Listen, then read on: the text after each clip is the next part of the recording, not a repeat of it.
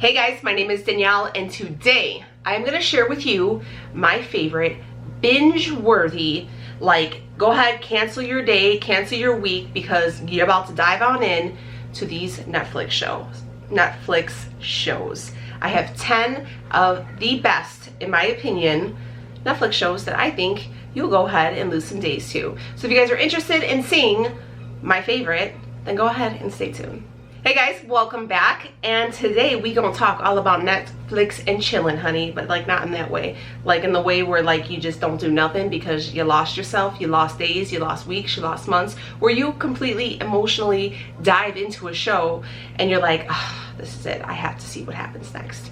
So I have 10 different shows, all different genres, all different types of characters, some funny, some kind of spooky, some for the younger viewers at heart, some for the adult crowd. I got a little something for everybody. So I'm going to start from my 10th down to my number 1. So my very first number 10 that has made my list is The Punisher. So if you guys are into all those kind of, I guess they were like comic books.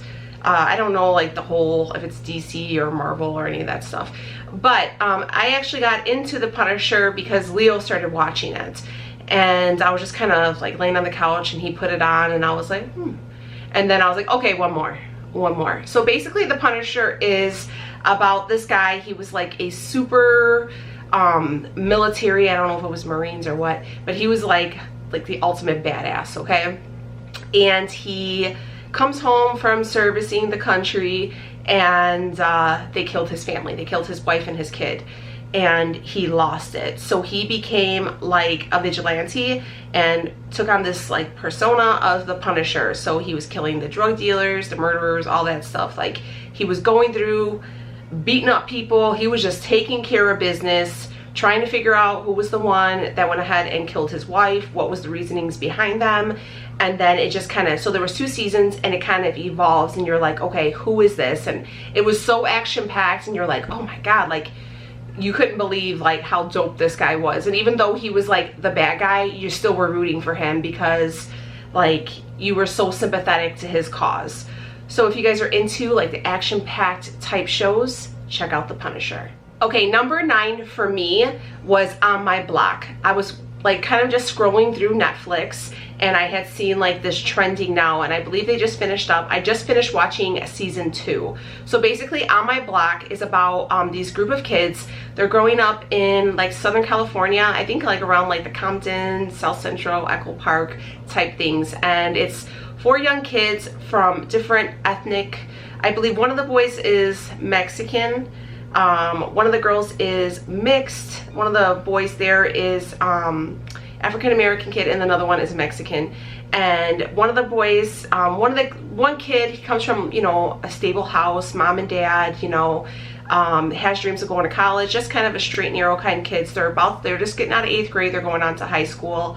And it kind of shows like how life is growing up in the hood, you know, how people are struggling to make it out, how people, you know, these kids, just the violence is a norm. And it really like strikes a chord with somebody like myself because I grew up in the city and I can relate, you know, where somebody's sibling was, you know, they were known because they were so-and-so's little brother or sister. So it kind of shows you like how these kids are trying to make it out the hood, trying to be the best they can given the situation they're given.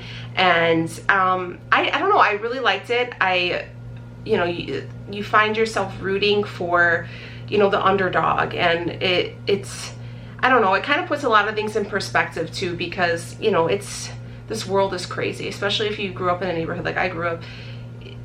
You just kind of pray for these young kids and, you know that where there's a will, there's a way. And not only is it like kind of like, it's not always sad, there's some sad moments, you know, gang violence, guns, drugs, all those things, but some of the characters are so funny and you just really love them. I mean, there is some kind of inappropriate things that are going on because this is like a coming of age like show, and it shows these boys and you know, teenagers. But I really liked it. I thought it was really good. I totally binged it. I fell in love with some of the characters, and it was just, I really liked it. I cannot wait for season 3 to come out, and it was approved for season 3, so I'm really excited to see how it works out. Number 8 is a real easy watch. They're really short episodes, so funny. It's called Schitt's Creek. So if you guys are familiar with the dad from American Pie, it's him and his son, and they are actually the producers of it. I guess it started off as a Canadian show, and Netflix picked it up, and it kind of just hit the ground running, and it took off really well. There's quite a few seasons. I do know that it has ended. It's not approved for another season, but it's so funny. So basically what it is the family goes ahead and it's a wealthy family, and they're like super rich. It's the mom, dad, a brother, and a sister. Hella bougie. I guess their account organizer went ahead and embezzled all their money, so they were broke. All they were left with was this small town they owned called Schitt's Creek. And it's just funny because it's funny because it shows you how these people who had everything, who had so much money, were just so on a whole different world. Their reality is so different than the everyday Joe, and them just trying to live by such minimal means, trying to relate to these people where they're like, what? It's just, and it's so funny. The episodes are only like 30 minutes. It's so funny. So funny. You guys will absolutely love it. It's real easy. I mean, you could binge watch a whole season in a couple hours because the shows are so short, but you will crack up because of how funny. Like, my favorite character was the son and the mom, because they were so drama, but they were so funny, and it's like a dry humor. I don't know. I love it. If you guys are just in for those like easy watches that are funny and lighthearted, watch that. You will love Schitt's Creek. All right, number 7 was actually a suggestion to me from my daughter Rhea. It is The Dark Adventures of Sabrina. So I'm 35. When I was growing up, Sabrina the Teenage Witch, loved that show. I used to watch it all the time. It was like my favorite, okay? So when they went ahead and remade this, but kind of did it like a kind of a dark gothic type thing, and I was like, okay. I like watched 1 or 2 episodes, and then I was just into it because it was so cool to kind of see it remade for this age group, like this whole new era. But I don't know, I liked it. It was, you know, it was like that teenage drama and the love and the, you know, like the gothic, like, you know, spooky monster stuff. But you're just like, okay, what's gonna happen next? All right, what? And I think that Sabrina's absolutely stunning, and I don't know, I just liked it. I thought it was kind of cool. I remember it was real big around Halloween, and they came out with the Christmas special, and I don't know, I liked it. It's something, if you have some teenagers in your house, you guys can probably sit down and watch together, because that's what we did. That was kind of like our bonding, and I liked it. If you guys are into, like, you know, teenage stuff, then it's a good one. I like it. You know, just watch a couple episodes. I promise you're gonna dig it. Okay, number 6 is not for the light at heart. I say this because I have to take breaks from this show on occasion because it's emotionally draining to me. Okay, I am talking about Shameless. If you guys have never seen Shameless, it's an HBO show. It's really big. It's been around for a really long time. So we started watching it because it takes place here in Chicago, not too far from where my husband grew up. Actually, one of my neighbors, it's filmed on her block. It's huge here. It's kind of like Chicago PD and all that stuff, okay? So I started watching it, and it's about this family, the Gallaghers, and it is legit dysfunction, okay? The dad's an alcoholic. The mom is, I can't even remember what happened to the mom at this point. I think she's an alcoholic, or she's gone, you know, and it's the oldest sister, Fiona, and she's just trying to raise her siblings. They're poor, they don't have any money. They're, you know, robbing Peter to pay Paul, and it's showing you, you know, families stick together and how you do it, but it's so dysfunctional, but it's so raw that you're like literally it'll tug on your heartstrings, you know? And I mean, they're funny. The dad's so funny, but the fact that he's such a raging alcoholic, you're like, oh my God, you know what I mean? And there's so many great characters in it. I really like one of the brothers in there. He's like a genius, and he's just, it's not realistic for him to get away, you know? And it, like I said, it really tugs on my heartstrings because sometimes, no matter how smart you are, your situation can sometimes really hold you back, you know. And I don't know, it's a really great show, but it is really rough sometimes to watch. I really like it, but it's not one of those things where at the end of the TV show it's going to be a happy ending. Like, it's going to be rough. And like I said, there are times where I have to take breaks from the Gallaghers because it kills me, and that is definitely one of those things. So if you're one of those people who like to emotionally dive into your characters, into your shows, and you really just go all in, you will love Shameless. But it is sometimes really, really hard to watch. But nonetheless, I do really like it. All right, number 5, I actually just finished up, I believe, the 3rd season, and that is Riverdale. Again, another show that I started watching with my daughter, and I was intrigued by it because I remember Archie and Veronica and Betty and all that stuff, you know. It wasn't a big show when I was a kid, but I remember watching it like on Saturday morning cartoons because it is an older show. And I was kind of like, okay, how are they going to kind of reboot this? So, and it had, like, you know, as I said, I'm 35, so all these new like heartthrob characters. Like the Jughead is one of the twin boys from The Sweet Life, which I remember my daughter watching when she was little. But like the parents are the people that I remember like idolizing over. So the mom is Molly Ringwald, the dad was Luke Perry, who sadly passed away. Love you, Luke, you're my favorite. Jughead's dad was Skeet Ulrich, who was one of my posters. If you guys just seen season 3, okay, if you just finished season 3, you already know who I'm talking about. I don't want to ruin it for everybody, but the Ever Never guy, me and Paige were talking, we were texting about this. You will lose it. I lost days. It's kind of like a dark, they call it like a dark goth thing, and they're singing, and it's so much talent in there. Like, they have Josie on there. I mean, there's just so many different, it's really good. It's a really good show. I really dig it. I was huge into like the, what do they call it? Like the CW, you know, One Tree Hill and Dawson's Creek and all that stuff when I was a kid. So I always really liked their TV shows, and I think they did really well with this one. So if you're into like the drama and, you know, oh, you know who else is in there? Who I actually hate, Hiram, who is like the bad guy of the show, but it's Mark Consuelos. Loved him in All My Children. Kelly Ripa's husband, she also has a cameo in that, just saying. But like, if you're my age, you're going to be tripped out to see who is like the parent, but if you're younger, you're going to be all into it. It's actually a really good show. It has like a spooky twist. It's kind of keeps you guessing, you know. You're like, okay, what's going to happen? Wait a minute, you know. I like that. It's actiony. It has a lot of different plot twists. So if you guys are interested in that kind of show, and again, if you have a teenager at home or, you know, a preteen, I'm sure they would dig it as well. Okay, number 4 is a show that me and Leo started watching together, and it sucked us in, and that is Queen of the South. I know that's on USA, and basically it's about this girl. She's from a small town in Mexico, Sinaloa. If you guys are kind of, you know, here, Sinaloa was supposed to be really popular for the drug cartel, and she starts off dating a drug smuggler, and you know, he gets killed, and she's trying to get away because she has this information, and it just goes on this whole whim, and it's just action-packed. She's running away from one guy in Mexico, and then she ends up with his estranged wife, and it's like this diabolical mastermind thing, and it's like they never have a down moment. Like, once one problem ends, she's already getting herself into another, and it kind of takes place of this girl, Teresa, and she's just kicking ass and trying to be like the Queen of the South, like a queen drug pin. And it's crazy. It's really, really good. I love all the characters in it. I mean, it's so good. It's so good. But it like stresses you out because you're like, what are you doing? I mean, you finally got it under control. What's wrong with you, you know?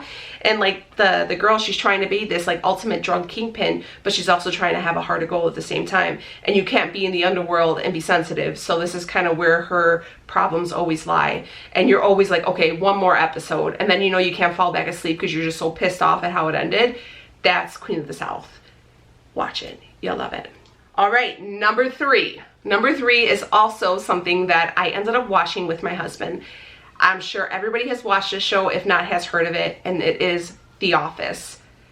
I initially, when I seen it, I would like kind of hear Leo watching it when I was like cooking or something, and I would kind of look up and be like, what the hell? Because it was so funny, but it was like so random funny, you know? So basically The Office is about people at the office, and for some reason, I guess they have these camera crews with them, and they're kind of just watching them throughout their working day, and they are running a paper company, and it's all the people, the boss, just the salesman, the secretary, and how their lives, it's really funny, like awkward funny. I don't know, like, it's just like some people are so weird and uncomfortable that they're funny. Yeah, like, I don't know, I guess if you have a favorite character on The Office, you have to tell me.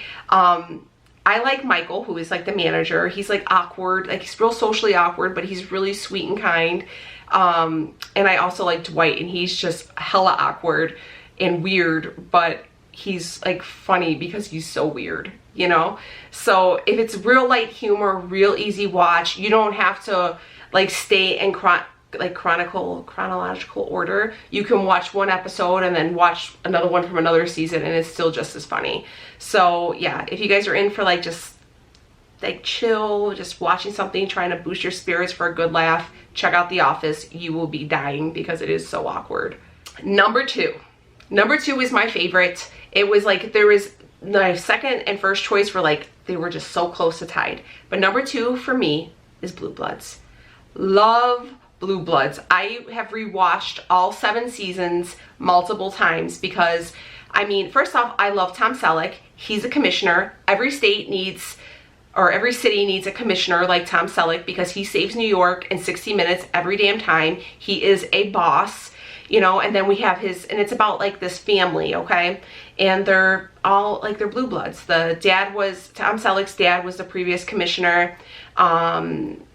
Donnie Wahlberg's in it. He's a detective. Will Estes, who was also like a big heartthrob back in the day, he's a cop. He was actually went to law school and then said, you know what, I'm gonna be a cop. His daughter is the attorney for, I think, the state's attorney. And then he had another son who was actually killed, and he was a cop and he was killed there too. And then it kind of just shows his family and how, you know, it's like the family business, you know. Fun fact, you guys didn't know, if you didn't know, the daughter, or like the sister, the attorney, that's actually Tom Brady's baby mama. Okay, I didn't know that until like I for some reason googled her. But it's really good. It's kind of like the whole Law and Order thing, but it kind of brings the whole family in, and it shows you the different, you know how Law and Order is like, okay, we caught the bad guy and then you go to trial. This kind of shows you also the attorney side, and it's, again, real action packed, but it has like that family vibe, and you just absolutely love everybody in that family. Every Sunday they get together for dinner. It's just like one of those shows where you're like, okay. And again, just like Law and Order, where you can lose days on it and you could just watch an episode from 3 years ago and be just as intrigued and not have to keep up with it. So real easy watch, real good, action packed, just a good thing just to kick back and watch if there's nothing else on too. So Blue Bloods, Tommy, I love you. You're the best commissioner ever. Everybody vote for Frank Reagan. He's my boy, Frank. Okay, and here we have it. Drum roll. Number one. My number one best show, binge-worthy. Watch it. You will not regret it. I swear to you, my life has changed. It's a great show. I believe there's 4 seasons. We're waiting for the 5th one. And that is the Peaky Blinders. One more time, Peaky Blinders. Honey, that show is so good. It is so good. I don't know how I think I actually picked it and I was like bored and I couldn't find anything. Sorry guys, allergies. And I was just reading like the caption and I was like, oh, because me and Leo like mobster movies and stuff like that. We've always got into, so we did like Sons of Anarchy and Sopranos and all that stuff.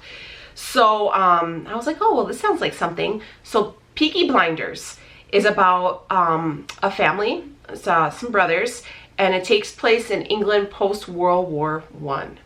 And kind of, they're illegal. They're from like this, I think it's like southern or south London. And I guess at that time it was real poor. It was like kind of the ghettos where all the factories were and stuff like that. And people are just coming back from war and they're trying to get life back together. And these brothers are doing a lot of illegal activity. They're a gang. It's called the Peaky Blinders. And you know, bootlegging, but they're trying, the one brother is like the leader of the gang, and he's trying to make them straight, and they're always in trouble. They're kind of always running the streets, and there's a big group of them, and the more you get into it, you see these characters evolve, and it's like this whole like badass gangster thing, and I think the brother's name is Elby, and he's just, oh, you love them. They're so funny, and like each character, you're like, okay, I love you, like, I love you, I love you.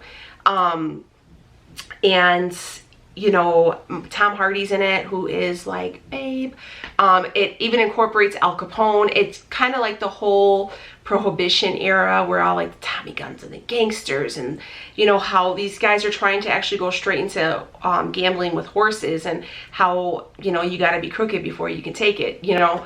And it's, I mean, if you have children, you can't have the children in the room when you watch this. There's cursing, I believe there's some nudity, but it is such, if you're gonna like kind of kick back with your honey and you want to watch like a good movie where you're like, oh hell yeah, you ready? Like, we had like a pact, like I could not watch the next episode without him. Like, that was our show. Like, it's something that we could agree on, that it was so good, and we tell everybody, you have to watch the Peaky Blinders, because it is so good, and I feel like it's so underrated. So go watch it. I'm telling you right now, if you got rain by you, I know it's hurricane season down south, honey, get yourself some Peaky Blinders, okay? Because it is so good.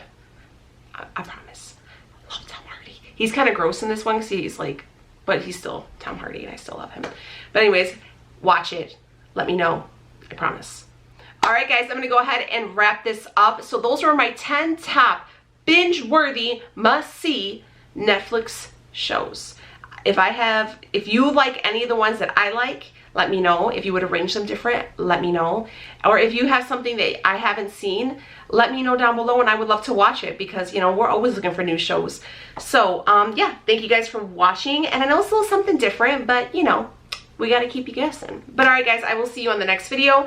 Please make sure, if you're new here, to subscribe and join the fam. We're all friends here. We like real friends, honey. We like to hang out, have a good time. So I will see you guys on the next video. Have a great one. Bye, my friends.